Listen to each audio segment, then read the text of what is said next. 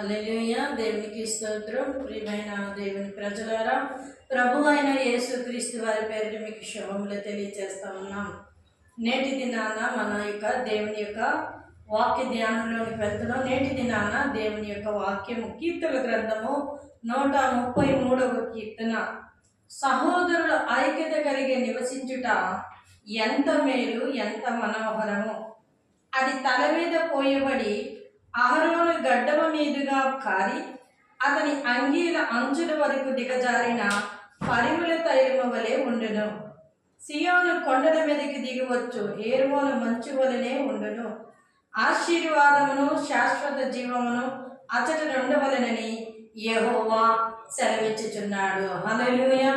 సహోదరులు ఐక్యత కలిగి అంటే ఏ యొక్క సహోదరులు కుటుంబాల్లో లేదా సంఘములో ఐక్యత కలిగి ఉంటారో అక్కడ ఏముంటుందంట, ఎంత మేలు, ఎంత మనోహరము. మేలు జరుగుతూ ఉంటుందంట. ఆ సంఘములో కానీ లేకపోతే ఆ కుటుంబంలో కానీ ఎంతో గొప్ప మేలు జరుగుతూ ఉంటుంది. ఎంత మనోహరము అనగా అది ఎంతో అందమైనది అని అర్థం అన్నమాట. మనోహరము అనగా అందమైనది అని అర్థం. ఎంత మనోహరము. ఏ కుటుంబ నివాసులు ఎవరైతే ఐక్యత కలిగి ఉంటారో వారి యొక్క కుటుంబము లేదా వారి యొక్క సంఘము ఎంత మేలుకరంగా వెళ్తుంది. అన్ని మేలు కార్యాలు జరుగుతూ ఉంటాయి. అంతేకాకుండా అది మనోహరంగా అందముగా ఉంటుంది. అంతేకాకుండా అది తల మీద పోయబడి అహరోను గడ్డల మీదగా కారి అంచుల వరకు దిగజారిన పరిమళ తైలము వలె ఉండును. అంటే ఆ కుటుంబము కానీ ఆ సంఘము కానీ అందులోంచి వచ్చిన సువాసన ఐక్యతతో సమాధానముతో కలిగి ఉన్న ఆ యొక్క సువాసన అంటే ఆ మంచి పేరు ఎలా ఉంటుందంటే అది అహరోను తల మీద ఒక అత్తరగుడ్డు పగలగొట్టి యేసుక్రీస్తు వారి యొక్క తల మీద ఆ స్త్రీ పగలగొట్టి అత్తరగుడ్డు ఆ యొక్క అత్తరంతా పోసినప్పుడు అది ఇలా తల మీద నుంచి గడ్డం మీదుగా కారి కిందకి దిగజారి అంగీల అంచుల వరకు దిగజారి అది ఆ ఇల్లంతా కూడా సువాసనతో ఎట్టి రీతిగా నిండిపోతుందో, ఎక్కడ ఐక్యత సమాధానం ఉంటుందో ఆ గృహము కానీ ఆ కుటుంబము కానీ ఆ గ్రామము కానీ గొప్ప మేలుతోనూ మనోహరముతోనూ మంచి పేరు అనే సువాసనతోనూ నిండి ఉంటుందని ఈ యొక్క కీర్తనాకారుడైన దావీదు తెలియజేస్తా ఉన్నారు. హల్లెలూయా. అందుకే ఐక్యతని కలిగి ఉండాలి. ఒక పనిని ప్రారంభించినప్పుడు, ఏదైనా ఒక పనిని చేసినప్పుడు ఐక్యతతో చేయాలి. మీకు కొన్ని మాటలు తెలియజేస్తాను. ఇది సియోను కొండల మీద దిగి వచ్చి హెర్మోను మంచులే ఉండును. ఆశీర్వాదము శాశ్వత జీవము అచ్చటన ఉండాలని యెహోవా సెలవిస్తూ ఉన్నాడు. ఆశీర్వాదము అనగా దేవుని యొక్క ఆశీర్వాదము, శాశ్వత జీవం అనగా మన ప్రభువైన యేసుక్రీస్తు వారు పరిశుద్ధాత్ముడు అచ్చట ఉండవాలని తండ్రి అయిన యెహోవా దేవుడు సెలవిస్తా ఉన్నాడని చెప్తా ఉన్నారు. చూడండి, ఈ సృష్టి ఆరంభంలో తండ్రి, కుమార, పరిశుద్ధాత్మ త్రియేక దేవుడు మనం ప్రభుని ఆరాధిస్తాం. త్రితత్వంలో ఏకత్వము కలిగిన దేవుడిని, త్రియేక దేవుని మనం ఆరాధిస్తాం.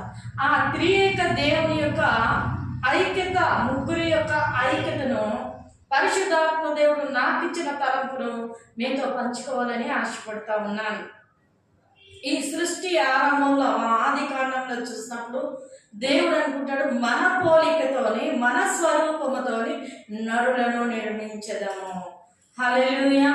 భూమి మీద సృష్టి అంతా చేసిన తర్వాత నరుడిని చేయాలనుకున్నప్పుడు ముగ్గురు త్రియేక దేవుడైన ఈ ముగ్గురు త్రితత్వంలో ఏకత్వం కలిగిన దేవుడు అంటున్నాడు, మనము అని వారు మాట్లాడుకుని వారు సమాధానం పడి వారు ఐక్యతతో నేల మట్టిని తీసి నరుని చేశారు.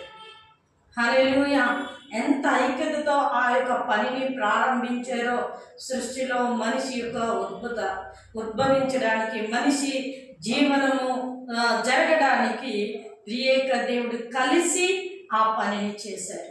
కొంతకాలమైన తర్వాత మనుషులందరూ దాని యొక్క బాల్యపు ఊహ అంతా చెడ్డదని అది నిర్మూలన చేసిన తర్వాత మళ్ళా నోవాహు ద్వారా జనులు విస్తరించిన తరువాత ఇలా కాదు, నా కొరకు ప్రజలందరూ కూడా పాపం చేస్తున్నారు, ఇలా కాదు అని చెప్పి, అంటే దేవుడు అప్పటికి ధర్మశాస్త్రాన్ని ఇవన్నీ తీసుకొచ్చినప్పటికీ కూడా మనిషి పాపంలోకి వెళ్ళిపోతున్నప్పుడు, ఇంకా అప్పటికి ధర్మశాస్త్రాన్ని తీసుకురాలేదు, మనిషి పాపంలోనికి వెళ్ళిపోతున్నప్పుడు నా కోసం నేను ప్రత్యేకమైన జనాన్ని తయారు చేసుకోవాలి దేవుని కొరకు అని ఒక ప్రత్యేకత కలిగినప్పుడు, ఒక ప్రత్యేకమైన జనాన్ని దేవుని ఆరాధించే వారిని తీసుకురావాలని దేవుడు ఆలోచించి తండ్రి కుమార పరిశుద్ధాత్ములుగా త్రియేక దేవునిగా అబ్రహామును దేవుడు దర్శిస్తారు. హల్లెలూయా. అక్కడ ముగ్గురు మనుషులు వెళ్ళి, ఆదికాండం 18వ అధ్యాయంలో ముగ్గురు మనుషులు వెళ్ళి అక్కడ అబ్రహాముకు కనపడినప్పుడు, అబ్రహాం వారికి ఆతిథ్యాన్ని ఇచ్చినప్పుడు దేవుడు ఆ శారాను దీవిస్తాడు. మీదిటికి కాలం వచ్చేటప్పటికి నీ గర్భము నందు కుమారుడు ఉంటాడు అని. అంటే ప్రత్యేకమైన జనాన్ని దేవుని కొరకు తీసుకొస్తున్నప్పుడు దేవుడు, అది కూడా త్రియేక దేవుడు ఐక్యత కలిగి ఆ పనిని ప్రారంభించారు.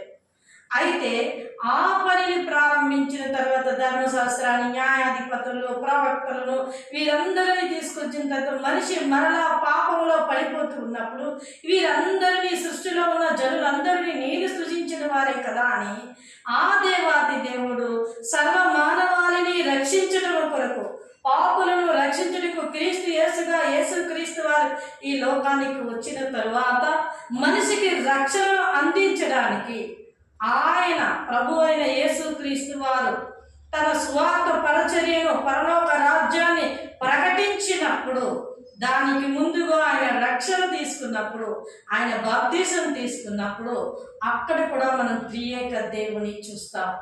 ఎలా చూస్తామంటే, ప్రభు అయిన యేసుక్రీస్తు వారు ఆయన బాప్తిసం తీసుకుని వెంటనే పావురం వలె వచ్చి పరిశుద్ధాత్ముడు ఆయన మీద నిలబెడతారు.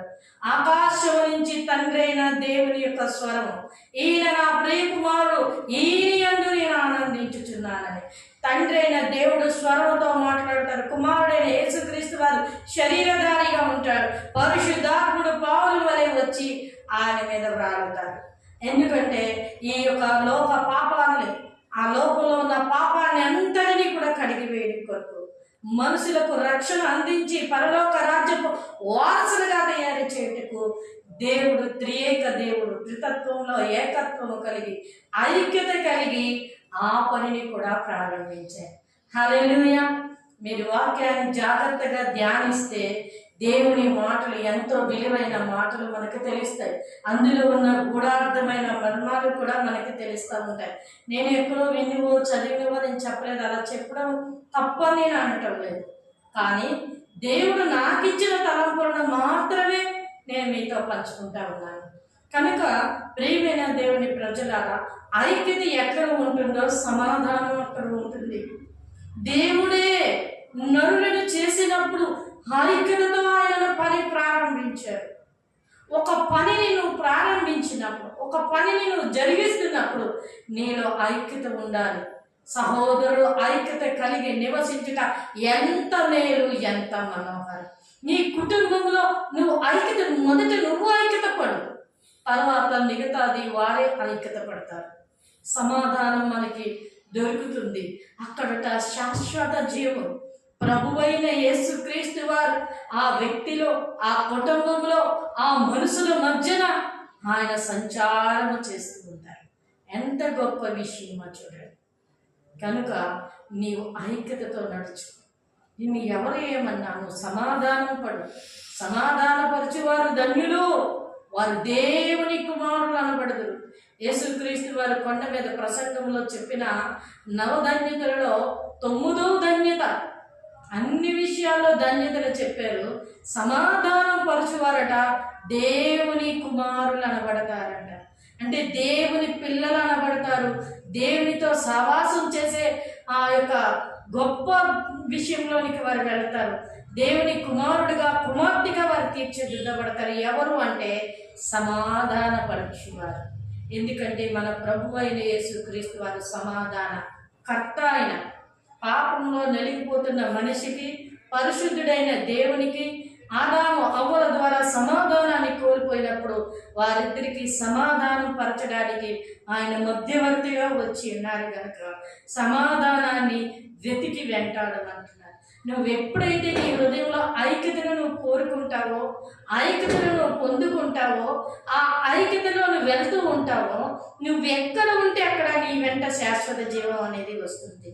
గొప్ప మేలు, ఎంత మేలు, ఎంత మనోహరము నీ జీవిత విధానము, నీ కుటుంబం, నీ సంఘము మేలుతో మనోహరముగా ఎదుటి వారికి కనబడతా ఉంటుంది. కనుక సమాధానం, ఐక్యతను పొందుకోవడానికి ప్రయత్నించు. సహోదరుల ఐక్యత కలిగి నివసించుట ఎంత మేలు, ఎంత మనం. నువ్వు ఐక్యత పొందుకో, నీ పిల్లలకు ఐక్యతను నేర్పించు. నీ సంఘంలో నీ యొక్క సహోదరుడికి ఐక్యత నేర్పించు. నీ యొక్క కుటుంబంలో నీ చుట్టుపక్కల ఉన్న వారికి అందరికీ కూడా ఐక్యత నేర్పించు. అక్కడ గొప్ప మేలు మనోహరముగా నీ జీవిత విధానాన్ని దేవుడు మారుస్తాడు. కనుక మనం అలాంటి ఐక్యతలోనికి 133వ కీర్తనలో ఆ సహోదరుడు ఐక్యత కలిగి నివసించట ఎంత మేలు, ఎంత మనోహరమని దేవుడే ఆ యొక్క వాక్యాన్ని రాయించారు. కనుక మనం ఐక్యతలో సమాధానంతో మన సహోదరులో, మన కుటుంబంలో, మన సంఘంలో, మన ఉద్యోగంలో, మన వ్యాపారంలో మనం ముందుకు వెళ్ళినప్పుడు అన్ని విషయాల్లో మనం జయిస్తాం. శాశ్వత జీవమైన ప్రభువైన యేసుక్రీస్తు వారు మనతో ఉంటారు, మనలో ఉంటారు. మనం ఎక్కడికి వెళ్ళినా మనకి విజయాన్ని ఇస్తారు. కనుక అలా చేసి ప్రభు ఇచ్చిన దీవెన ఆశీర్వాదాలు పొందుకోండి. కొద్ది మాటలు దేవుడు దీవించునుగాక. ఆమె కళ్ళు మూసుకున్నాం, ప్రార్థన చేసుకున్నాం. మహాపరిశుద్ధుడైన మా ప్రియ పరలోకపు తండ్రి దేవా, ఇంతవరకు మీ పరిశుద్ధ ఆత్మశక్తి చేత మీరు నడిపించినందుకు వందనములు. వెత్తబడిన వాక్యము దేవా నూరంతులుగా ఫలించులాగున సహాయం దయచే. సహోదరులు ఐక్యత కలిగి నివసించుట ఎంత మేలు, ఎంత మనోహరమన్నా దేవా, నువ్వు చెప్పే దేవుడు కాదు నాయన, చేసి చూపించే దేవుడు ప్రభా. నీవు ఐక్యత కలిగి మీరు నడుచుకున్నారు నాయన, అలాగే మమ్మల్ని కూడా నడుచుకోమంటున్నాడు ప్రభా. ఎంత గొప్ప దేవుడు అయ్యా తండ్రి.